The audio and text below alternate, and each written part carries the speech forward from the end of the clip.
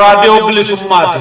Raadiyoon bilisummaa torbaanitti guyyaa sadii karaa marsaa intarneetii kan isiniif tamsaafamu kunoo amma jalqaba. Kun raadiyoo bilisummaati.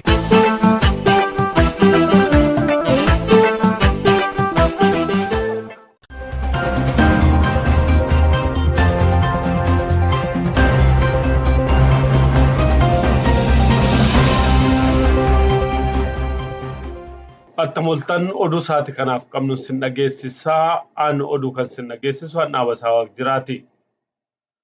Adda bilisummaa Oromoo fi mootummaa Itoophiyaa kan ODP'dhaan bulfamu gidduutti waliigalteen akka haaraatti raawwatamuun dhaga'ame. Oduun Oromiyaa irraa nu ga'e akka hubachiisutti addi bilisummaa Oromoo fi mootummaan naannoo Oromiyaa akka haaraatti waliigaltee kanaan dura adeemaa ture gara xumuraatti deemneerra jedhaniiru. Waliigaltee kana adda kan godhu koree teeknikaati jedhamanii kanaan dura kan waraana bilisummaa Oromoo galchuuf tattaaffii adda addaa gochaa turan irratti argamuu isaaniiti. Haa ta'uti waliigaltee kanarratti abbootiin gadaa akka hin hirmaanne beekameera. Waliigaltee kanarratti koree teeknikaa keessaa Baqqalaa Garbaa fi Jawaar Mahammad akka argaman beekameera. Waliigalteen har'aa kun rakkoo haga ammaatti adeemaa ture furmaata akka ta'utti abdatamee jira. Haa ta'uti xiinxaltoonni akka jedhanitti rakkoon guddaa ammallee hiikoo arganne. Adda bilisummaa Oromoo fi mootummaa naannoo Oromiyaas ta'e mootummaa Itoophiyaa gidduutti rakkoon kan dhalate waliigaltee Asmaraa irratti waliigalame sirnaan hojiitti waanqachuudhaani. Sababa kanaan adda bilisummaa Oromoo jalatti kan hoogganamu waraanni bilisummaa Oromoo guutuutti biyyatti deebi'uu dhiiseera. Ibsarraa waloon kenname irratti addi bilisummaa Oromoo kanaan booda humna waraanaa hidhatee socho'u akka hin qabne ibsee jira. Haa ta'uti ajajaa waraana bilisummaa Oromoo zoonii lixaa Jaalmarroo Dirribaa akka ibsetti ammallee adda bilisummaa Oromoo fi kaayyoo adda bilisummaa Oromoo qabachuudhaan waraanni bilisummaa Oromoo falmaa gaggeessuutti jira. Akka Jaalmarroon ibsetti waraanni bilisummaa Oromoo kaayyoo bilisummaa Oromoo galmaan ga'uun qabsoosaa jabeessetti fufa.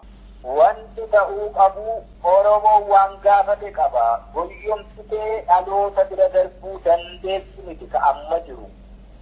Gaaffii qabnaa mirga abbaa biyyummaati. Gaaffiin kun deebii argatuudha qaba. Siyaasa harkaatuu fi shubbisa torbee tokkoof jecha wanni ati miidiyaa irratti baatee har'a abaluu waliin kana goonu kaleessa abaluu wajjiniin akkasitti goone jettu yoomiyyuu lagatti ceesisuu hin danda'u. Oromoofis bu'aa tokkollee hin qabu. Gaaffiin uummata kanaa hanga deebiin argannetti qabsoon kun hin dhaabbatu. Rakkoon Oromiyaa keessa jirus furmaata argatu. Kanaafiyyuu jalqabaa gaaffii saba kanaa hundeerraa deebisuutu furmaata. Qaama dhimmisaa ilaallatu qabsoo irra jiru waliin gatta'anii mari'achuutu furmaata. Kun hin ta'u taanaani waraana bilisummaa Oromoo irratti, qeerroo bilisummaa Oromoo fi qarree bilisummaa Oromoo irratti, uummata Oromoo irratti, deeggartoota qabsoo bilisummaa Oromoo irratti hidhaa reebicii fi ajjechaan ati geessistu umurrisaa hundee si buqqisee deemuu irraa taate Oromoo fi furmaata hundee ta'uu hin danda'u. Kanaaf qaama inni ilaallatu waliin gatta'anii qaamni inni ilaallatu immoo saba Oromoo guddi Oromoo harkaa qabu sana kanaaf deebii xumuraa kennuutu furmaata ta'aa jiru. Yoo kun hin taane kallattiin ammarra deemaa dhufnee fi garri itti deemaa jirrullee rakkoo Oromiyaa keessa jirutti akka furmaata hin taane waan akeekaa jiruuti ture qabaa jechuudha. Bilisummaa Oromoo fi mootummaa Itoophiyaa gidduutti waliigalteen Asmaraa irratti waliigalame otoo milkaa'eera ta'e rakkoon kun iddoo kanaan ga'u kan jedhanis hedduudha. Ammas taanaan mootummaan naannoo Oromiyaas ta'e mootummaan Itoophiyaa adda bilisummaa Oromoo fi waraana bilisummaa Oromoo akkasumas uummata Oromoo waliin gattaa'uudhaan marii bal'aa fi gadi fageenya qabuun akka gaggeessan dhaamaa jiru. Dhaggeeffattoota keenya oduu sa'aatii kanaaf qabnu kanumaa haala yeroo irratti gaaffiif deebii gabaabaa Jaalmarroo Dirribaa ajajaa waraana bilisummaa Oromoo zoonii lixaa waliin goone oduu kana booda isiniif dhiyeessinaan waliin turaan jedha.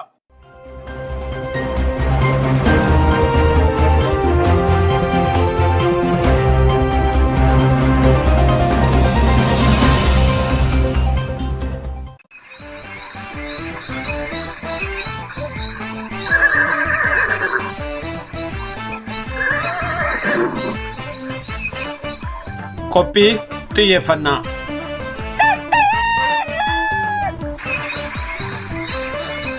Akkam jirtu dhaggeeffattoota keenya.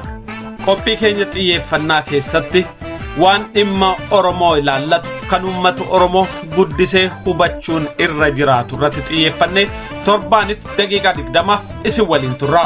Qopheessaan qophii kanaa an Dhaabasaa Waaqjiraati. Itti dhiyaadha.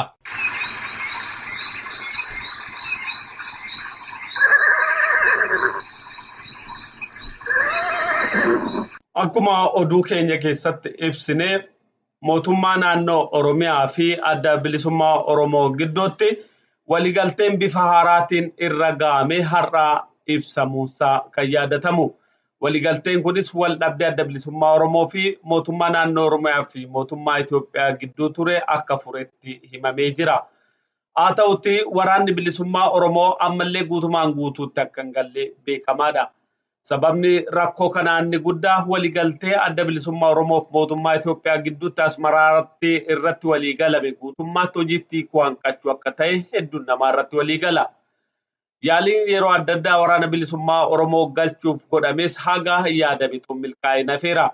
Ammallee waraanni bilisummaa Oromoo zoonii adda addaa keessa jiru qabsoo hidhannootti fufee jira.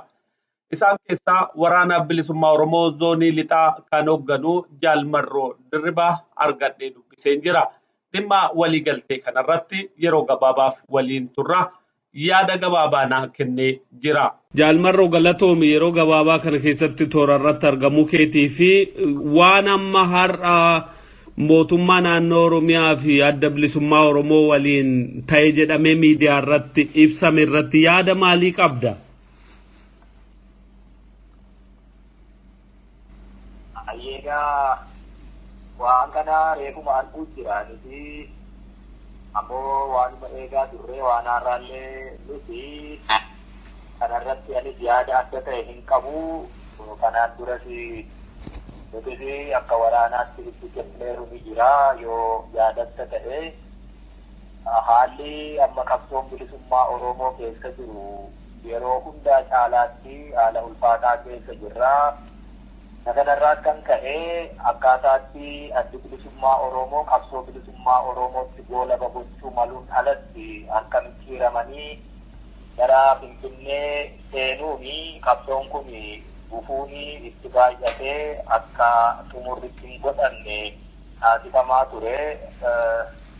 Baay'ee rakkoo keessas ture. Kanaaf waraanni bilisummaa Oromoo haala yeroo sanaa hubatee gaaffii uummanni Oromoo baroota dheeraa fi gaafataa turee fi murtii xumuraa hin arganne ammas qabsoo biraatti akka nu ceesisu hubannee kanarraa kan ta'e qabsoo oolchuu fi qabsoo immoo gaaffii uummanni gaafate hanga deebii argatutti itti fufsiisuuf jecha murtii fudhanne qabna. Kanaaf egaa gara Finfinneerraa wanti dhagahame fi kan kanarraa addaa natti fakkaatee natti mul'anne anatti.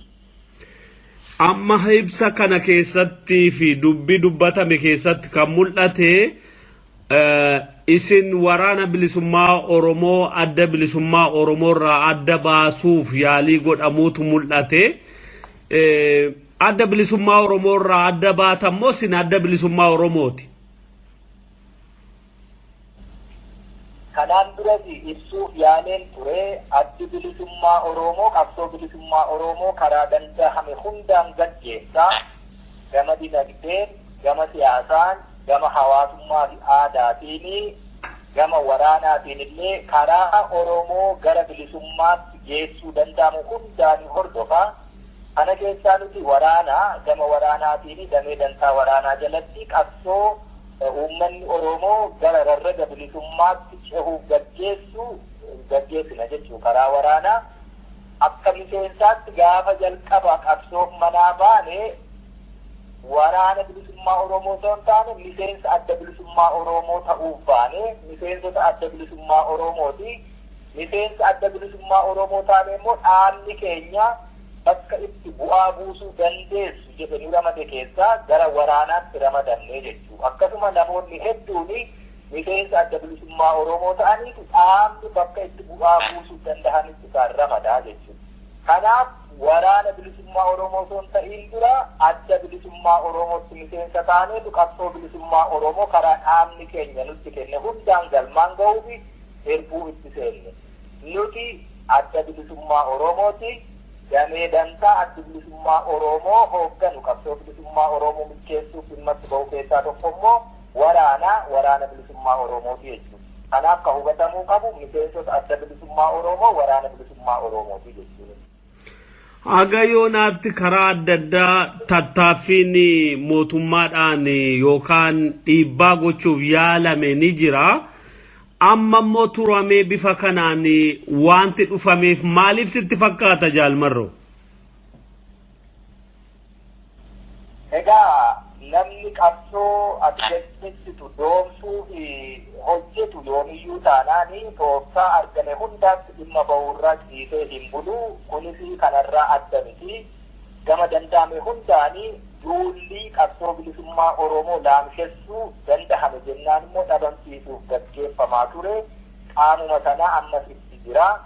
Amma immoo yeroo hundumaayyuu hafuura baafannaatis haa ta'uu afanfaajjii yookaan burjaajii hawaasa keessatti uumuu miseensota gidduu dhaaba gidduu akkasumas hoogganoota gidduutti rakkoon jira jechisiisuu fi wanni adeemtu akkasumas ammoo waraanni bilisummaa Oromoo qaama adda bilisummaa Oromoo akka hin taanee fi qaama qabsoo bilisummaa Oromoo hawaasa Oromoo keessatti gaggeessu akka hin taane karaa isaanii danda'ame hundaan dhiyeeffachuu fi akka taatu wanni gara biyyaatti seenamee fi karaa nagaa qabsoo gaggeessina jedhameetu ture. Kun hin dandahamne hoogganoota keenyarraa adda nu baasu quunnamtii nu gidduu jiru kutuu hanga dandahametti ammoo qaama tokkoyyuu akka hin taanetti dhiyeessu maqaa dhaabni kun ganamaa ittiin beekamu Oromoon kumni itti kitimame sanallee kallattii isaanii danda'ame hundaanii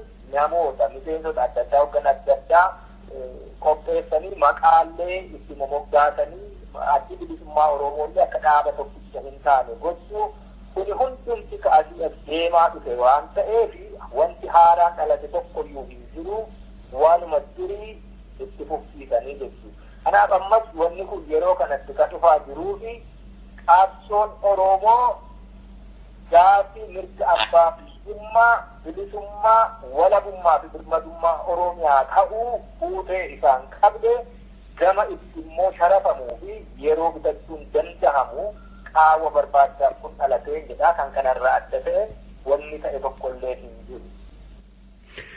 Yoo amma rakkoo kana hiikuun barbaachise yeroo adda addaallee si gaafadheen jira ammas irra deebi'een si gaafadha. Maaltu ta'uu qaba jettee yaadda? Wanti ta'uu qabu Oromoon waan gaafate qaba. Goyyomsitee dhaloota bira darbuu dandeessu miti ka amma jiru. Gaaffii qabnaa mirga abbaa biyyummaati. Gaaffiin kun deebii argatuudha qaba. Siyaasa harkaatuu fi shubbisa torbee tokkoof jecha wanni ati miidiyaa irratti baatee har'a abaluu waliin kana goonu kaleessa abaluu wajjiniin akkasitti goone jettu yoomiyyuu lagatti ceesisuu hin danda'u. Oromoofis bu'aa tokkollee hin qabu. Gaaffiin uummata kanaa hanga deebiin argannetti qabsoon kun hin dhaabbatu. Rakkoon Oromiyaa keessa jirus furmaata argatu. Kanaaf iyyuu jalqabaa gaaffii saba kanaa hundeerraa deebisuutu furmaata. Qaama inni isaa ilaallatu qabsoo irra jiru waliin gatta'anii mari'achuutu furmaata. Kun hin ta'u taanaani waraana bilisummaa Oromoo irratti, qeerroo bilisummaa Oromoo fi qarree bilisummaa Oromoo irratti, uummata Oromoo irratti, deeggartoota qabsoo bilisummaa Oromoo irratti hidhaa reebicii fi ajjeechaan ati geessistu umurrisaa hundee si buqqisee deemuu irraa taate Oromoo fi furmaata hundee ta'uu danda'u. Kanaaf qaama inni ilaallatu waliin gatta'anii qaamni inni ilaallatu immoo saba Oromoo guddi Oromoo harkaa qabu sana kanaaf deebii xumuraa kennuutu furmaata ta'aa jiru. Yoo kun hin taane kallattiin ammarra deemaa dhufnee fi garri itti deemaa jirrullee rakkoo